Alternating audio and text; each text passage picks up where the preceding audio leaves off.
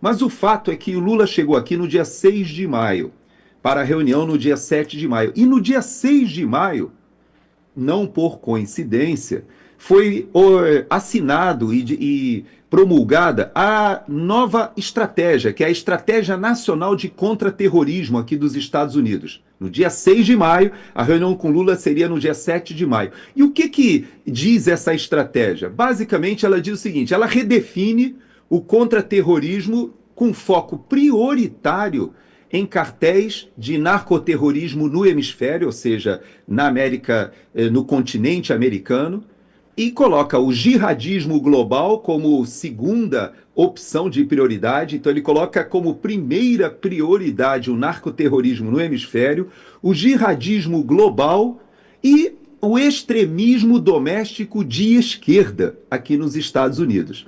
Então você veja que são três assuntos que têm, obviamente, correlação e tangência com o presidente Lula.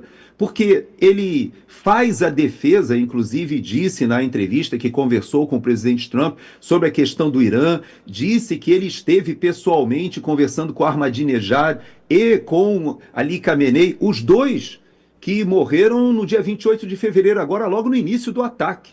Dois amigos ali, duas pessoas da relação de Lula, que é o Brasil é um dos poucos países no mundo que não reconheceu o Hezbollah ainda como organização terrorista. E essa ação do Irã ali, seja agora na questão do Estreito de Hormuz, ou seja até mesmo no estreito que está ali ligado mais aos Houthis do Iêmen, ou até mesmo nas ações do Hamas, do Hezbollah no Líbano, ou as milícias no Iraque, ou o que existia na Síria antes de Bashar al-Assad ir embora, todas essas ações são ações que o Irã desenvolveu desestabilizando aquela região. E Lula coloca a questão de uma maneira muito simplória, dizendo que se o Trump quisesse, ele ligava para o Xi Jinping, para o Putin e para o Macron e para o primeiro-ministro da Grã-Bretanha, que são os cinco com assentos permanentes no Conselho de Segurança das Nações Unidas, e resolveriam essas questões sem precisar de guerra. Eu não sei se essa visão é de fato simplista porque ele é limitado ou é cinismo.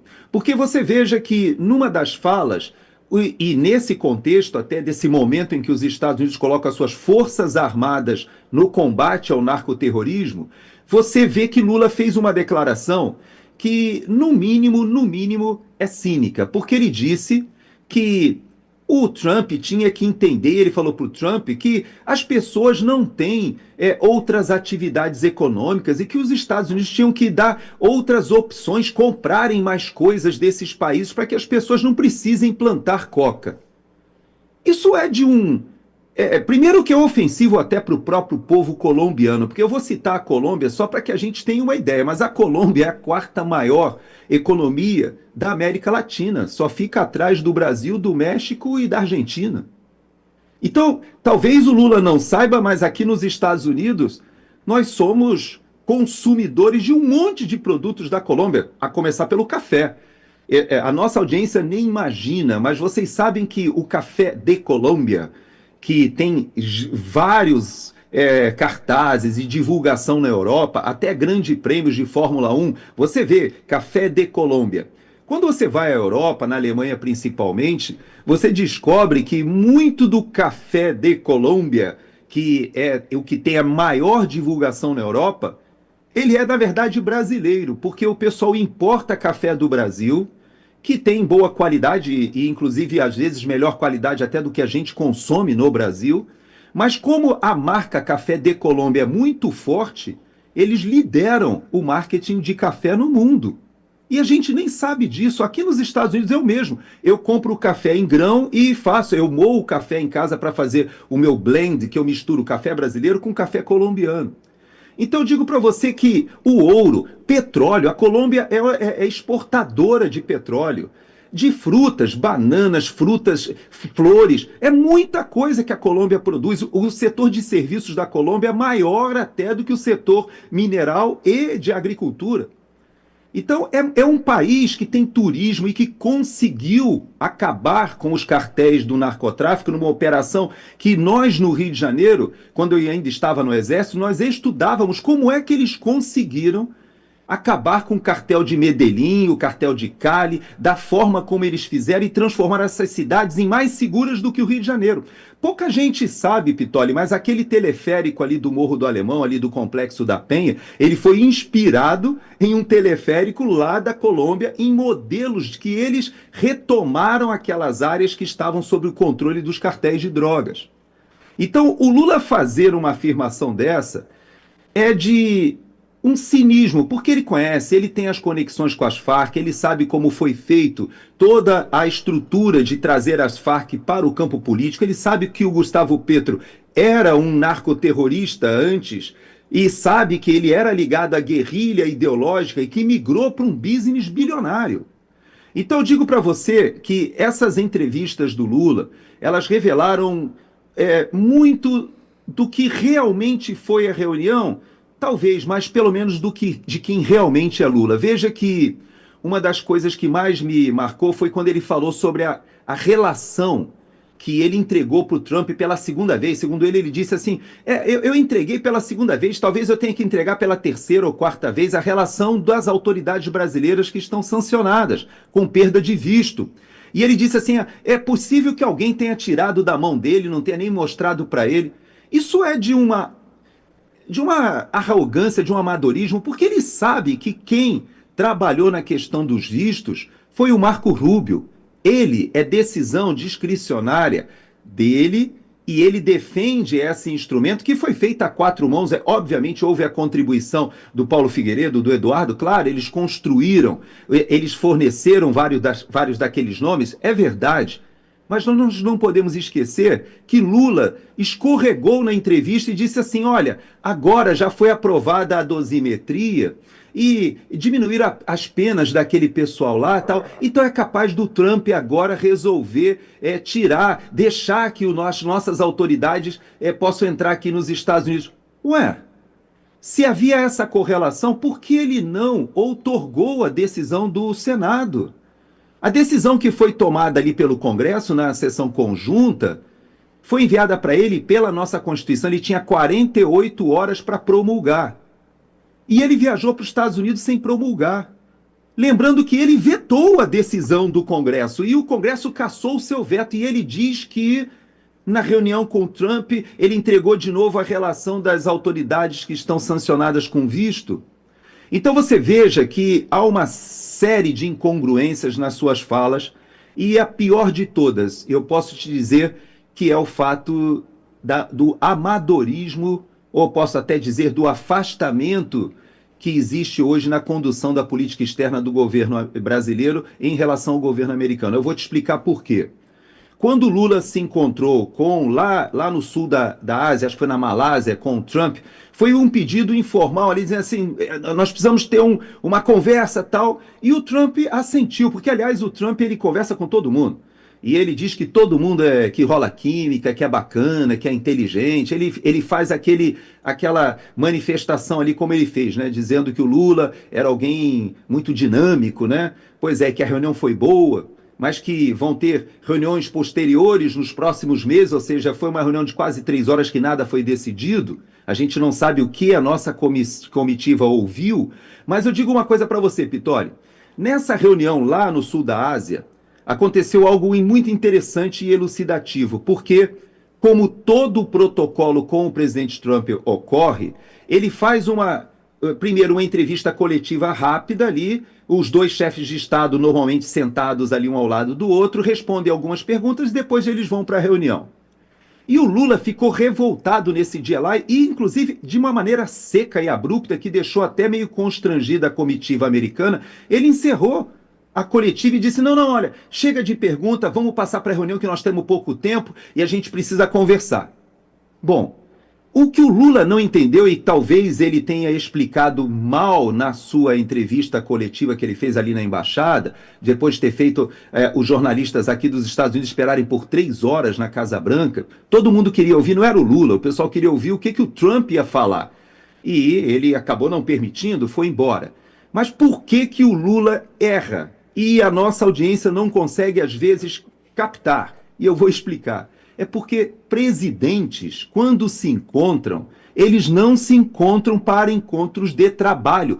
Não existe encontros de trabalho entre presidentes, entre chefes de Estado. Não existe isso de uma bilateral de trabalho.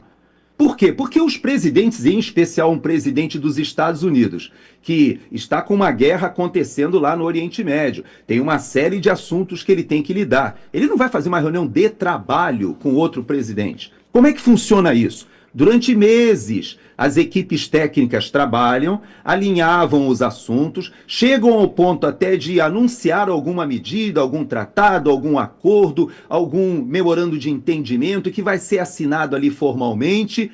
Mas essa entrevista que está sendo feita, ela não está sendo feita antes da reunião, como Lula estava falando.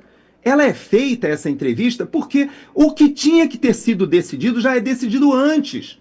E a reunião é só para formalizar. Nenhum presidente, ainda mais dos Estados Unidos, se reúne com outros presidentes para reuniões de trabalho. As reuniões de trabalho são feitas pelo corpo técnico, pelos assessores, pelos ministros, pelos secretários. Só que no Brasil não. O Brasil de Lula é diferente. Ele quer encontrar com Trump e lá na Malásia queria fazer reunião de trabalho. E agora, de novo, veio a Washington, foi convocado para conversar em um contexto que nós não sabemos exatamente qual foram as informações que do governo americano que foram passadas, mas nós sabemos o seguinte, é que esse amadorismo tem nos custado muito caro. Porque é óbvio que haveria ali aquela coletiva de imprensa com perguntas delicadas, mas como não houve nenhuma reunião de trabalho anterior, o Lula está certo, ele ia falar o quê? Ele ia ser perguntado do Bolsonaro, que ainda está preso, ia ser perguntado da perseguição política, tinha jornalista até que podia perguntar do Banco Master, podia muita coisa ser perguntada sobre o PCC, Comando Vermelho, e ele não fez as reuniões de trabalho antes para que aquele encontro fosse um encontro apenas de formalidade, o encontro apenas para formalizar algo já tratado, isso não existiu. Por isso foi uma reunião inócua, completamente estéril, a não ser do ponto de vista do presidente Trump, que convocou o Lula, ele veio, ou ele concordou com alguma articulação que tenha sido feita pela JBS, grupos financeiros, não sabemos, mas ele concordou, ouviu, almoçou junto, colocou a sua equipe em contato com a equipe brasileira e disse o seguinte, agora vocês vão trabalhar, vão fazer o dever de casa e da próxima vez, quem sabe, a gente se encontra já com alguma coisa decidida e não para esse nível de encontro em que eu tenho certeza que a comitiva brasileira ouviu uma série de questões, ou pelo menos foram compartilhadas algumas informações importantíssimas e que nós não sabemos, mas a bem da verdade, Pitoli, foi uma demonstração inequívoca do momento triste que a nossa diplomacia está vivendo, nós que temos toda uma tradição ali do Instituto Rio Branco e de grandes embaixadores que nós tivemos, mas que no momento nós estamos reféns desse governo pequeno, posso dizer, desse anão diplomático que é o presidente Lula atualmente no Brasil, Vitória. Coronel, nesse sentido, a publicação do Trump na Truth Social, logo depois da reunião, a leitura que eu fiz, quando o Trump disse que a reunião foi muito boa, eu não consigo ver uma reunião para o Trump ser boa para os dois lados, né? Muito boa, deve ter sido boa só para ele, quando o Trump é um negociador que se foi boa para ele, Lula perdeu. Eu posso tirar essa conclusão, né, Coronel?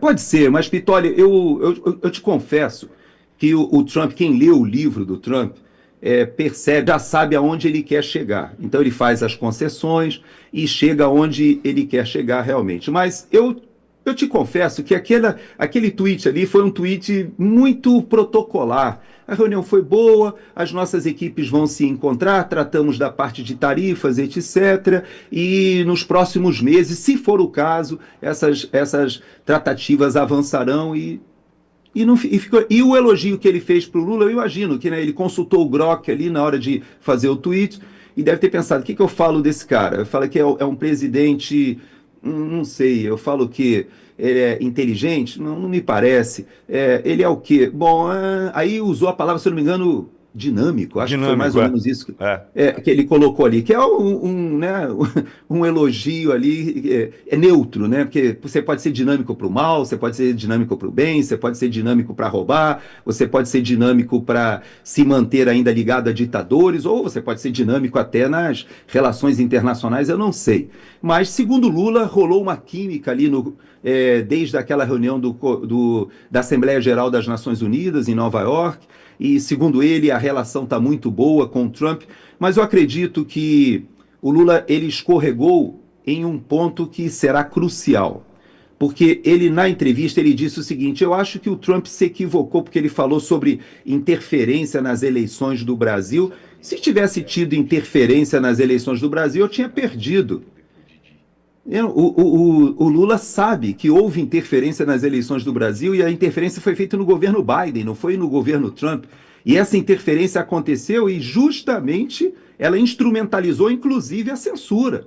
Houve dinheiro da USAID colocado no Brasil e ONGs receberam dinheiro inclusive da Fundação Soros e houve toda uma articulação. As condições das nossas eleições de 2022 foram maculadas por uma intervenção, inclusive do Departamento de Estado, Departamento de Defesa, à época não se chamava Departamento de Guerra. Houve uma pressão internacional gigantesca, liderada pelos Estados Unidos. Então, o que o Lula falou, talvez o que ele quisesse dizer é: por favor, Trump, não apoie o Flávio Bolsonaro ostensivamente. Deixa rolar essa eleição, eu te dou o que for preciso, não sei se ele ofereceu realmente. A única mina economicamente em atividade no Brasil de terras raras é aquela de Goiás que foi vendida agora para o grupo americano. Nós temos vários outros projetos promissores, mas nós temos um monte de entraves. E foi justamente aprovado agora, essa semana, a lei que vai tratar desse assunto de terras raras, que foi um substitutivo da proposta do governo que queria criar uma terras raras Brás. Mas o substitutivo eu achei até que ficou muito bom. Há um fundo ali aproximadamente de 5 bilhões na mão da iniciativa privada. Os governadores dos estados terão autonomia para dar isenções fiscais de acordo com o nível de beneficiamento, ou seja, se você agregar valor ali, se você vender simplesmente o minério é um tipo de vantagem fiscal, mas se você processar no Brasil e agregar valor já aumenta a isenção fiscal, e se você até industrializar aquele produto e transformar aquilo em algo que a nossa própria indústria se beneficie, você tem até um tipo de benefício fiscal maior, atraindo investimentos estrangeiros, ótimo. Eu achei até que foi um avanço que nós tivemos ali no Congresso Nacional. Mas, digo para você que me tocou realmente o fato dele falar das eleições e ele sabe que ele está na descendente. Eu continuo defendendo a tese de que Lula adotará o modelo americano, se retirará em algum momento, porque ele sabe que a candidatura do Flávio Bolsonaro tende a avançar, as investigações do Banco Master tendem a erodir até mesmo a força do Supremo Tribunal Federal da perseguição política, eu acredito nisso. Nós temos visto esse avanço aí sobre o Zema, sobre o Flávio Bolsonaro, sobre até os que têm possibilidade junto ao Senado, como o próprio Geyer também, o Van Hatten, você entrevistou mais cedo também o Polon. Nós temos várias iniciativas do Flávio Dino e de outros ali que estão avançando em cima daqueles que podem se candidatar ao Senado e venham a retomar o caminho da prosperidade no país, principalmente colocando cada ente, cada poder da República no seu lugar. Agora, nós temos um dever de casa gigantesco para fazer. E uma das questões mais importantes e que a Auriverde tem batido um bolão nesse tema é conscientizar a população que serão 2 senadores por estado. Nós temos a eleição mais importante, talvez, da minha vida, pelo menos que eu conheço da minha vida, eu que conheço um pouquinho da política, que eu vivi na minha casa ainda nos governos militares. Depois vi o processo chamado de redemocratização e chegamos a esse ponto onde eu digo para você, eu nunca vi ou nunca poderia imaginar que o Brasil cairia tanto numa desestrutura, numa crise institucional, conforme nós estamos vendo hoje, e com a corrupção sistêmica voltando com força total. Parece que a Lava Jato e toda aquela operação cortaram, né, apararam a erva daninha que voltou com toda a força agora, como o Alckmin disse, quando a quadrilha retorna à cena do crime. E a gente tem um dever de casa, Pitoli. Nós precisamos investir nessa eleição. Por isso eu tenho visto a sua luta na questão dos senadores. Você sabe da minha opinião, eu tenho a mesma visão que a sua. Eu acho que o Centrão, ele deveria ser caudatário da campanha do Flávio Bolsonaro e não protagonista. O Centrão vai ser importante para a governabilidade, como você deu uma aula ontem sobre diferença de governança e governabilidade. É verdade, o Centrão, sem o Centrão não há governabilidade. Mas governança, se o Flávio simplesmente imitar o que o pai fez no que diz respeito à seleção de ministros e corrigir alguns dos defeitos, algumas das escorregadas que o Bolsonaro fez e que são compreensíveis, porque ele era o outsider que foi eleito por um susto, por um erro de percurso ali do sistema, por uma vacilada do sistema. Então, o Flávio agora está construindo um projeto político muito mais maduro, mais arquitetado e aprendendo até com os erros do pai. Agora, nós precisamos ter uma eleição, na minha avaliação, em que o Centrão corra atrás do Flávio e não o contrário.